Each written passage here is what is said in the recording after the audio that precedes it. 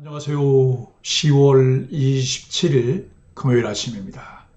말씀과 함께 새롭게 여는 소망의 아침을 시작하겠습니다. 토미 테니는 하나님이 우리에게 오실 길을 여는 것은 노력의 행위가 아니라 회개의 예배다라고 이야기합니다. 사무엘상 14장 24절로 35절까지 말씀을 본문으로 하여 무모한 열정과 어리석음이 만드는 위기라고 하는 주제로 함께 은혜를 나누기를 원합니다. 무모함과 불순종은 믿음 없는 이들의 어리석음을 보여주는 특징입니다. 사울은 허기진 백성에게 무모한 금식 명령을 내리고 배고픔을 참지 못한 백성은 고기를 핏째 먹어 하나님의 명령을 범합니다. 백성의 믿음 없음은 하나님과 왕의 명령에 대한 불순종으로, 사울의 믿음 없음은 하나님을 신뢰하지 않고 자신의 상황을 지배하려는 무모함과 오만함으로 드러납니다. 극한 상황에서도 하나님의 명령에 순종하는 믿음이 있을 때 선한 결과를 나타냅니다. 그러한 삶의 태도는 하나님과 성경 중심의 삶에서 가능하게 되고 결국 교회 중심의 삶을 배우게 합니다. 오늘 말씀은 사울이 원수에게 보복하는 때까지 무엇이든지 먹는 사람은 저주를 받을 것이라고 백성에게 맹세시킵니다. 요나단은 이를 몰랐기에 벌집에 꿀을 먹습니다. 몹시 허기진 백성이 탈취한 짐승을 잡아 핏째 먹어 하나님께 죄를 짓습니다. 사울이 큰 돌 하나를 굴려다가 거기서 짐승을 잡도록 명합니다. 명분을 따르다 보면 관계와 사람을 놓치는 수가 있습니다. 본문에서 그리는 사울의 모습이 그렇습니다. 사울은 요나단이 무단으로 블레셋 수비대를 기습 공격하는 것과 또 그 공격이 성공한 모습을 보고 신탁도 구하지 않고 황급히 전쟁에 참여했습니다. 사울은 이때 두 가지가 마음에 걸렸습니다. 첫째, 신탁을 구하지 않고 전투에 나선 일입니다. 고대 전쟁은 언제나 고르간 전쟁으로 여겨졌기 때문에 신탁 없이 전투에 나가면 승전을 담보할 수 없었기 때문입니다. 둘째, 요나단의 독단적 행동도 마음에 걸렸습니다. 안 그래도 자신의 실수 때문에 하나님의 선택이 철회된 상황에서 기습 공격의 주도권을 아들 요나단에게 빼앗겨버린 사울은 자기 지도력에 대한 사람들의 의구심이 못내 마음에 걸렸습니다. 이런 상황에서 사울은 금식령을 통해 자기 행동을 합리화하려 했습니다. 곧 자신은 거룩한 전쟁을 수행하고 있다고 정당하려 하였습니다. 그러다 보니 정작 자기 군사들의 현실은 보지 못했습니다. 그동안 블레셋 군대 위력에 마음고생하다가 치열한 전투를 치르느라 피로감이 극에 이르렀던 군사들에게 금식령은 현실적인 명령이 아니었습니다. 그들에게는 거룩한 전쟁의 더 큰 전과보다 당장 피로를 풀어줄 음식이 필요했습니다. 결국 사울은 명분을 쌓으려다가 군사들이 율법을 어기고 핏째 고기를 먹는 죄를 짓게 만들었습니다. 이때 사울은 알지 못했지만 요나단이 꿀을 먹은 사건은 결과적으로 명분 쌓기에만 골몰하는 아버지에게 반기를 든 행동이 되었습니다. 사무엘서 기자는 사울과 요나단의 모습을 비교하면서 종교 행위에 집착하는 껍데기 신앙이 얼마나 무가치한지를 보여주고 있습니다. 이스라엘의 왕이었던 사울은 본질적 신앙이 아닌 종교적 열정에 붙들려 결국 자기가 다스리는 사람들로 하여금 죄를 범하게 만들었습니다. 24절로 27절은 어리석고 무모한 맹세입니다. 전쟁에서 배고픈 군사들의 사기가 높을 수는 없습니다. 그런데 사울은 전쟁 중임에도 불구하고 금식령을 선포합니다. 게다가 24절에 내가 내 원수에게 라는 말은 사울의 이 맹세가 그저 나 중심의 종교적 열정으로부터 나왔음을 알려줍니다. 힘든 싸움을 금식하며 감당해야 하는 군사들로서는 기진맥진할 수밖에 없었습니다. 꿀은 빠른 시간에 큰 힘을 얻게 하는 좋은 음식이지만 왕의 맹세 때문에 꿀을 보면서도 먹지 못하는 군사들의 모습이 딱하기만 합니다.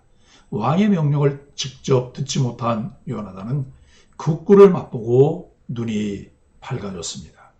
이 모습을 통해 사무엘서 저자는 사울의 어리석은 껍데기 종교와 요나단의 신앙을 대조합니다. 신앙이 아닌 종교적 열정에만 붙들린 사람의 모습은 이렇게 위험하고 파괴적입니다. 우리는 종교의 껍데기를 즉시 벗고 참된 신앙을 향해 전진해야 합니다.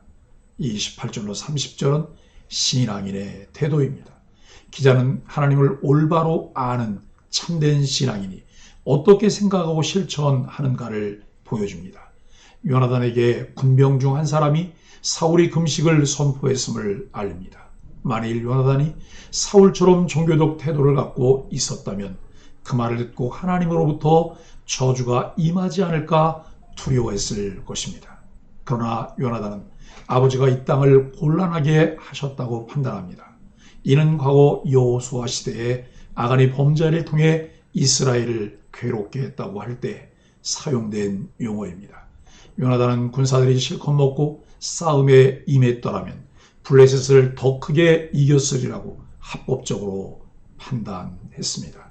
이처럼 하나님을 의뢰한다는 것은 몰상식적 비합리적 태도를 의미하지 않습니다.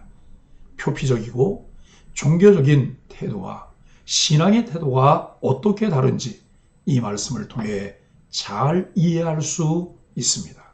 31절로 35절은 범죄를 유발하는 맹세입니다.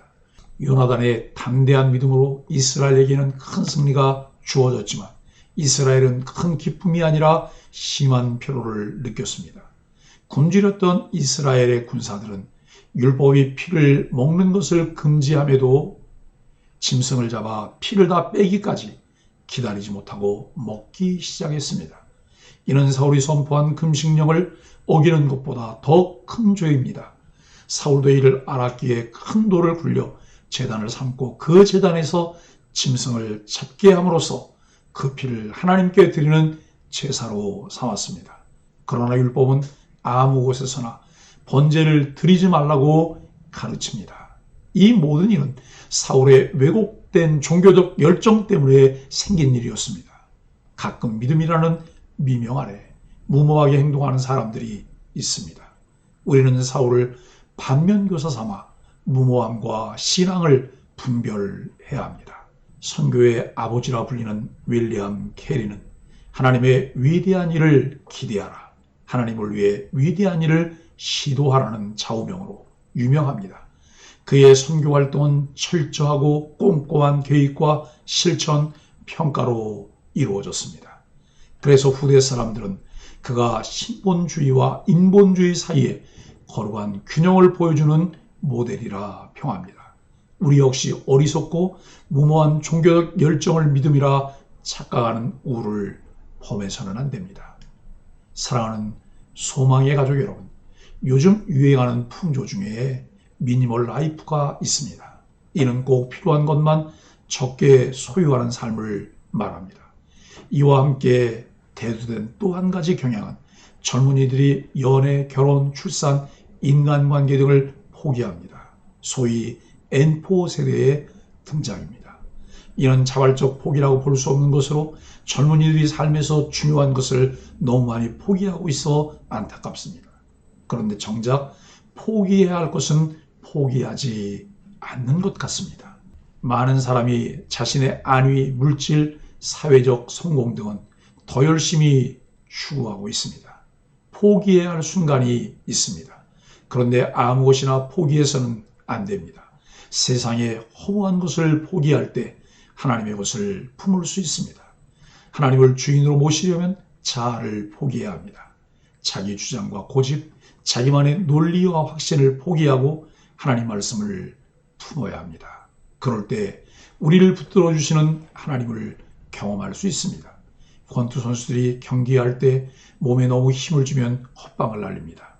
불필요한 힘을 빼야 좋은 펀치를 날릴 수 있습니다. 내 힘을 빼야 하나님의 능력에 집중하는 것이 가능합니다. 과일나무에서 좋은 열매를 수확하기 위해 나쁜 열매를 솎아내듯 삶에서 하나님의 뜻과 무관한 행동을 골라내서 제합시다. 하나님께 시선을 집중해 그분이 명하시는 길로 행하는 것이 승리의 비결입니다.